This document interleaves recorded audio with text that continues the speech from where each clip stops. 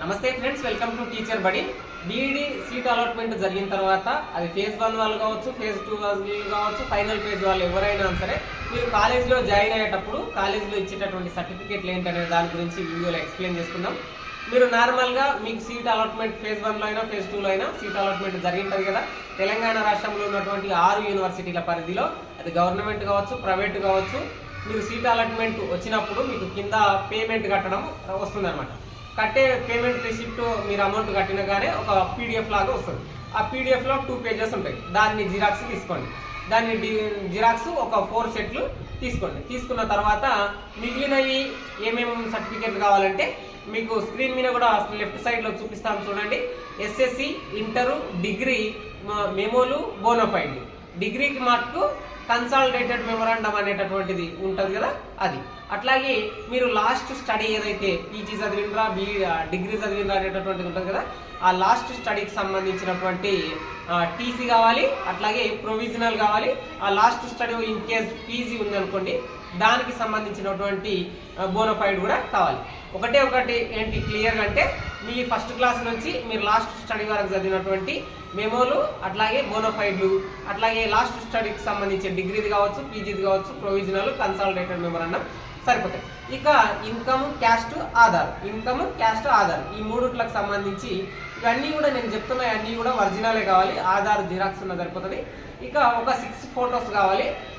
6 ఫోటోలు మీ కాలేజీలోనే సబ్మిట్ చేయాలి. వీటితో పాటు ఎక్స్ట్రా ఏం కావాలంటే మీకు మైగ్రేషన్ సర్టిఫికేట్, అట్లాగే గ్యాప్ సర్టిఫికేట్ కూడా కావాలి. కానీ ఈ 2 సర్టిఫికేట్లు జాయినింగ్కి ఇప్పుడు ఏం అవసరం లేదు. ఈ 2 తర్వాత ఇస్తాను సార్ అని చెప్పి కూడా మీరు జాయిన్ అవ్వచ్చు. మైగ్రేషన్ అనేటటువంటిది కాలేజ్ వాళ్ళకు తప్పనిసరి.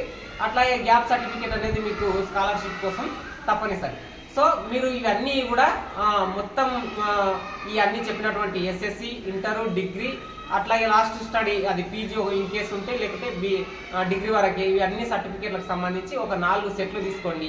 4 సెట్ల జిరాక్స్లని అంటే 3 సెట్ల జిరాక్స్లు, ఒక ఒరిజినల్ సెట్.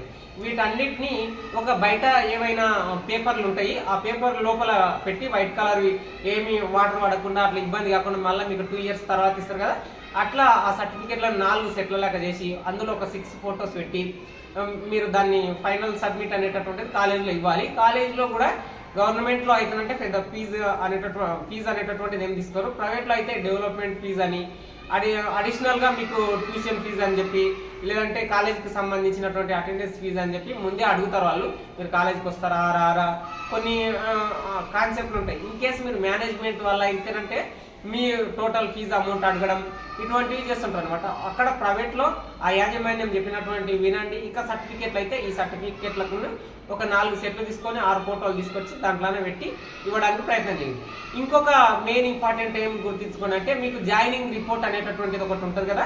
మీరు అంటే మీ హెడ్సెట్లో ఫేజ్లో వచ్చినటువంటి సీట్ అలాట్మెంట్లో జరిగినటువంటి జాయినింగ్ రిపోర్ట్ ఏదైతే ఉంటుందో దాంట్లో ఒక సెట్ అంటే మొత్తం మీరు 4 సెట్లు తీసుకున్నారు కదా, ఒక సెట్ని మీరు తిరిగి సార్ వాళ్ళని అడిగి తీసుకోండి. అందులో మీకు ఇన్కమ్ రిటర్న్ ఇస్తారు. ఎట్లాగో మిగిలిన అన్ని సర్టిఫికేట్లు వాళ్ళ దగ్గరనే ఉన్నాయని చెప్పి వాళ్ళు ఒక సిగ్నేచర్ చేసి స్టాంప్ చేసి ఇస్తారు. ఆ సర్టిఫికేట్ ఉండడం చేత ఇన్కమ్ ఒకటే రిటర్న్ ఇచ్చినాం, మిగతా అన్ని సర్టిఫికేట్లు మా వద్దనే ఉన్నాయని ఆ జాయినింగ్ రిపోర్ట్ ఒకటి మనకు కాపీ ఉండడం చేత ఇన్ కేస్ మీరు ఓపెన్గా పీజీ చేస్తే కానీ, లేదంటే వేరే యూనివర్సిటీ ప్రైవేట్ యూనివర్సిటీల్లో మీరు ఏమైనా కోర్సులు చేస్తున్నా సరే మీరు అక్కడ వాళ్ళు కూడా ఒరిజినల్ సర్టిఫికేట్లు అడుగుతారు కదా సర్టిఫికేట్ వెరిఫికేషన్ కోసం. సో మీరు ఆ టైంలో ఈ జాయినింగ్ రిపోర్ట్ని మేము పలానా కాలేజ్లో రెగ్యులర్గా బీఈడీ చేస్తున్నాం, సో మా వద్ద జాయినింగ్ రిపోర్ట్ అనేటటువంటిది ఉన్నాయి, ఆ ఒరిజినల్స్ అన్ని వాళ్ళ దగ్గరనే ఉన్నాయని మీరు చూపిస్తారంటే మీరు అంబేద్కర్ ఓపెన్ యూనివర్సిటీలో పీజీలు కూడా చేసుకోవచ్చు అనమాట. ఇది జాయినింగ్ రిపోర్ట్కు సంబంధించినటువంటి టాపిక్. సైనింగ్ అవుట్ నేను విధానం వెంకటరాములు. ఖచ్చితంగా మిగతా బీఈడీకి సంబంధించినటువంటి అన్ని అప్డేట్లు ఉంటాయి. ఈ టీచర్ బడి అనేటటువంటి ఛానల్ని సబ్స్క్రైబ్ చేసుకోండి.